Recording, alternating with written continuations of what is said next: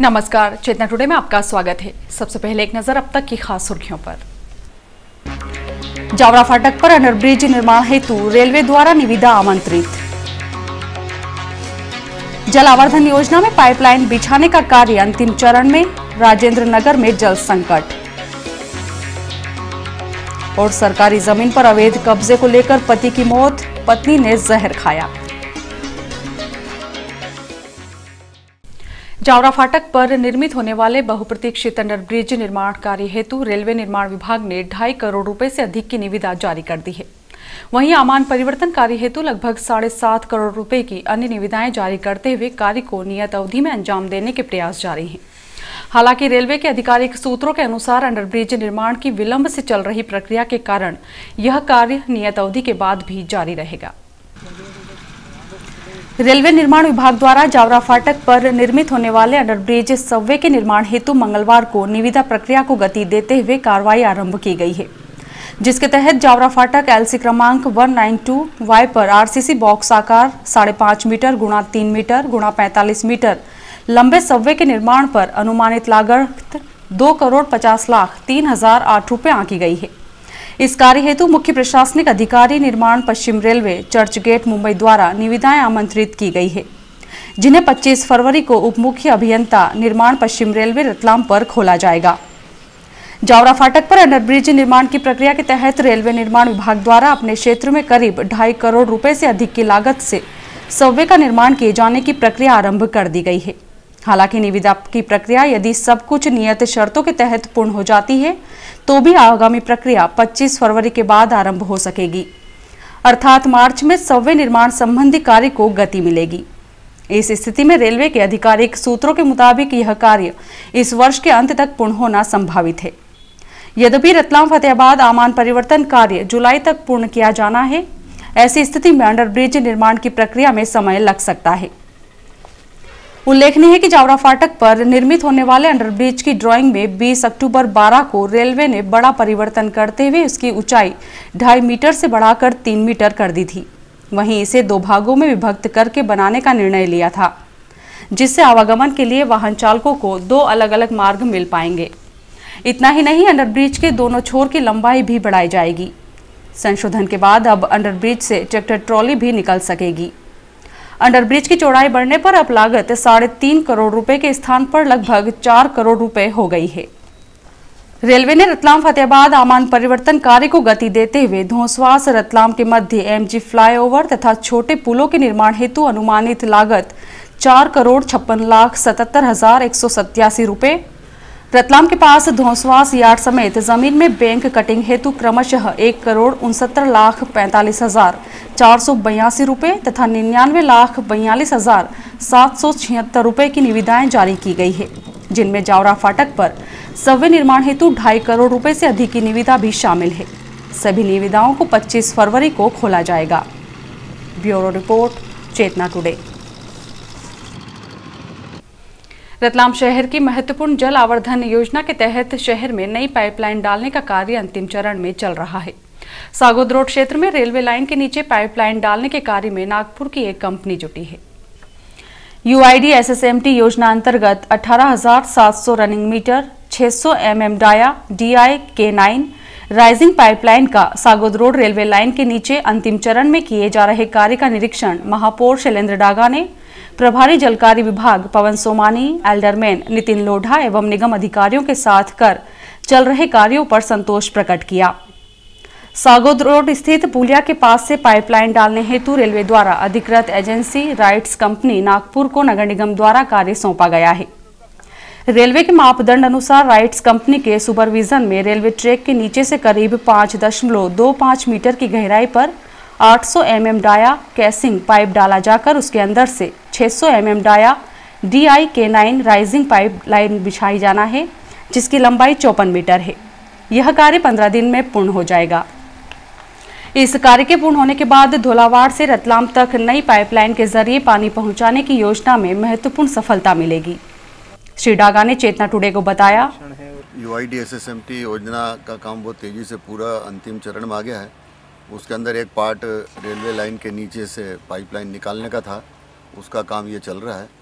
इसके अंतर्गत ये भारत सरकार की जो एक कंपनी है राइट्स, उसके माध्यम से ये सारा काम कराया जा रहा है, क्योंकि रेलवे की लाइन चालू रहने के बावजूद भी उसके नीचे से पाइपलाइन निकालना वो एक तकनीकी काम है और उसके अंदर हमने इस एजेंसी को काम दिया है और ये एजेंसी अपना काम बड़े अच्छे से कर रही है और 3-4 दिन में ये सारा पाइप रेलवे लाइन के नीचे से निकल जाएगा, जिसकी लंबाई लगभग 54 मीटर के आसपास है जो रेलवे लाइन के नीचे से निकलेगा। उसके बाद इस लाइन के अंदर फिर एक लाइन पाइप लाइन की डलेगी और उसके बाद वो पाइपलाइन जुड़ जाएगी ताकि रतलाम फिर पानी आने में दिक्कत समाप्त हो जाएगी। इधर राजेंद्र नगर में UIDSSMT योजना के तहत पाइपलाइन डालने के कार्य के दौरान मुख्य पाइपलाइन के क्षतिग्रस्त होने से मंगलवार को क्षेत्र में जल प्रदाय नहीं होने की शिकायत नागरिकों ने की। नागरिकों का कहना है, ये जो नई पाइपलाइन डाली जा रही है जी, यहाँ बिल्कुल कल जो कनेक्शन किए विद्यालय तो बेदर्दी तोड़ दिए गए। भाई किसी को सही ढंग से व्यवस्थित तो जोड़ा नहीं गया और नालों में आज सुबह से पानी आया ही नहीं। सुबह 4 बर्तन बड़ी मुश्किल से भरा है। ये कितने दिनों से पानी नहीं आ रहा है यहाँ पर? पानी तो आज ही नहीं आया ना, कल खुदाई हुई, पाइप जोड़े भी नहीं और पाइप आज सब जॉइंट एक ही दिन में निकल गए।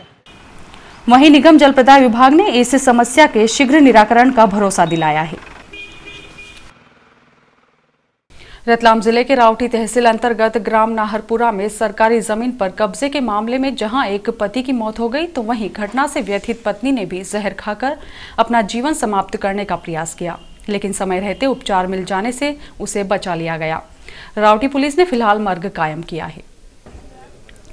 रावटी पुलिस एवं परिजन मदनलाल के अनुसार ग्राम नाहरपुरा निवासी मोहन पिता जीवणा देवदा भील और उसकी पत्नी फत्तीबाई का गांव में ही रहने वाले कुछ लोगों से शासकीय जमीन पर कब्जे को लेकर पिछले दिनों से विवाद चल रहा था। इसी मामले को लेकर आरोपी पक्ष से जुड़ी महिलाओं और पुरुषों ने सोमवार शाम मोहन पर हमले की नियत से उसे तलाशना शुरू किया।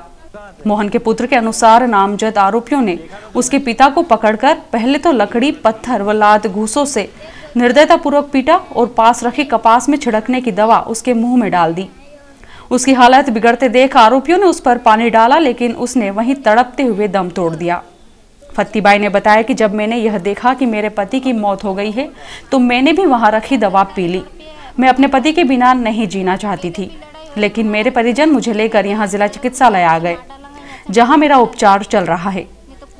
रावटी पुलिस के अनुसार मोहन की मौत के मामले में मर्ग कायम कर जांच की जा रही है। वहीं एक अन्य महिला शांतिबाई ने उस पर छेड़छाड़ का आरोप लगाते हुए गत दिवस पुलिस रिपोर्ट दर्ज करवाई थी। जहां तक शासकीय जमीन की कब्जे को लेकर बात है, इस मामले में जांच की जा रही है। गांव में तनाव को देखते हुए पुलिस बल तैनात किया गया है। बीते 24 घंटे में 3 सड़क हादसों में 6 लोग घायल हो गए, जिन्हें जिला चिकित्सालय में दाखिल किया गया है। गत दिवस बाजना से मोटरसाइकिल पर सवार होकर आ रहे स्थानीय निवासी सूर्यपाल और ललिता को सामने से आ रहे दुपहिया वाहन चालक ने वाहन को तेज गति से चलाते हुए टक्कर मार दी, जिससे दोनों घायल हो गए। वहीं अन्य वाहन पर सवार 2 लोगों को भी चोटें आई है। चारों को भर्ती किया गया है। रतलाम में गांधीनगर निवासी Deepak Malhotra retired colony central bank के समीप से गुजर रहे थे, तभी उनकी बाइक असंतुलित हो गई और वे गिर पड़े। उनके चेहरे और हाथ पैर पर चोटें आई है। उनका उपचार जिला चिकित्सालय में जारी है। श्री मल्होत्रा ने बताया कि रात का समय होने से बाइक असंतुलित हो गई थी। एक अन्य हादसे में एक फैक्ट्री के कर्मचारी टेम्पो में सवार होकर लौट रहे थे, तभी मार्ग में पीछे से आ रहे एक ट्रक ने टक्कर मार दी। हादसे में ग्राम भदवासा निवासी प्रभुलाल यादव को चोट आने पर भर्ती किया गया है। उनके मुताबिक रात 11:20 बजे घटित इस हादसे में कुछ अन्य को भी चोटें आई थी, जिन्हें प्राथमिक उपचार दिया गया है। सभी सड़क हादसों में संबंधित पुलिस ने मामले दर्ज करते हुए जांच शुरू कर दी है। वेस्टर्न रेलवे मजदूर संघ के साथ टिकट चेकिंग स्टाफ ने अपनी 8 सूत्रीय मांगों को लेकर सांकेतिक भूख हड़ताल की। मंडल रेल प्रबंधक कार्यालय पर प्रदर्शन करते हुए मांगों के निराकरण हेतु वरिष्ठ अधिकारियों को ज्ञापन सौंपे। मजदूर संघ मंडल मंत्री एस.सी. खटवानी, सहायक महामंत्री प्रदीप बरोटिया, नितिन कलंकी, रोलेंद्र पीटर सहित अन्य पदाधिकारियों की उपस्थिति में कार्यालय पर सांकेतिक भूख हड़ताल पर संघ कार्यकर्ता रनिंग स्टाफ बैठा। प्रदर्शन को संबोधित करते हुए श्री खटवानी ने टिकट चेकिंग स्टाफ की समस्याओं पर प्रकाश डाला। दिन भर चली इस भूख हड़ताल के बाद डीआरएम सहित अन्य अधिकारियों को स्टाफ ने ज्ञापन सौंपते हुए मांगों के निराकरण का आग्रह किया। इधर वरिष्ठ नेता प्रदीप बरोटिया के वेस्टर्न रेलवे मजदूर संघ के सहायक महामंत्री पद पर नियुक्त होने के मौके पर मंगलवार को संघ द्वारा वाहन रैली निकाली गई। श्री बरोटिया को रैली के साथ स्टेशन परिसर स्थित संघ कार्यालय पर लाया गया। शांतिनगर में आयोजित 12 दिवसीय समुदाय आधारित पोषणिक परामर्श एवं देखभाल शिविर का मंगलवार को समापन हो गया। शिविर समापन अवसर पर विधायक पारस सकलेचा ने कहा कि बच्चों को कुपोषण से मुक्ति दिलाना हम सभी का पुनीत कर्तव्य है। अतएव इस कार्य में समग्र समाज को अपनी जिम्मेदारी निभानी होगी, तभी बच्चे शारीरिक और मानसिक रूप से स्वस्थ होंगे और एक नागरिक के रूप में राष्ट्र के विकास में महती भूमिका का निर्वहन करने में सक्षम बनेंगे। कलेक्टर राजू दुबे ने कहा कि बच्चों को कुपोषण से मुक्ति दिलाने और उनकी समुचित देखरेख सुनिश्चित करने के प्रति दिखाई जा रही विशेष रुचि प्रशंसनीय है। क्षेत्रीय पर्यवेक्षक सुश्री एहतेशाम अंसारी ने बताया कि 12 दिनों में अति कम वजन और मध्यम कम वजन वाले बच्चों की माताओं को प्रतिदिन बच्चों के पोषण से जुड़ी जानकारियां दी गई और उन्हें इस संबंध में प्रेरित भी किया गया। साथ ही बच्चों का चिकित्सकों द्वारा स्वास्थ्य परीक्षण किया गया और उन्हें स्थल पर ही पोषण आहार मुहैया कराया गया। सुश्री अंसारी ने जानकारी दी कि शिविर के दौरान बच्चों के वजन में 300 से 600 ग्राम तक की बढ़ोतरी दर्ज की गई। यहां बच्चों को दवाइयां भी दी गई। इंद्रलोक नगर पंचमुखी हनुमान मंदिर पर कथा महोत्सव का श्रद्धालु लाभ ले रहे हैं। समापन 27 जनवरी को होगा। इंद्रलोक नगर में कथा महोत्सव में पंडित दिनेश व्यास जी ने कहा कि अनेक जन्मों के पुण्य का जब उदय होता है तब श्रीमद् भागवत कथा सुनने का सौभाग्य प्राप्त होता है। श्रीमद् भागवत से लोगों की विचारधारा में परिवर्तन होता है। इससे पाप होने की संभावना कम हो जाती है। इंसान अपने गुण और आचरण से बड़ा होता है। निम्न कुल में जन्म लेकर नारद ने मंत्र शक्ति से भगवान ब्रह्मा के पुत्र के रूप में अवतरण करने का सौभाग्य प्राप्त किया। इसके विपरीत रावण ने ब्राह्मण के रूप में जन्म लिया, लेकिन उन्होंने राक्षस की संज्ञा प्राप्त की। संगीतमय कथा में पंडित जी ने अनेक सुमधुर भजन भी सुनाए। कथा का समापन 27 जनवरी को होगा। इसके बाद 28 जनवरी को शाम 7 बजे से भजन संध्या होगी। नगर निगम सफाई कर्मचारियों ने 16 सूत्रीय मांगों को लेकर निगम कार्यालय में प्रदर्शन कर ज्ञापन सौंपा।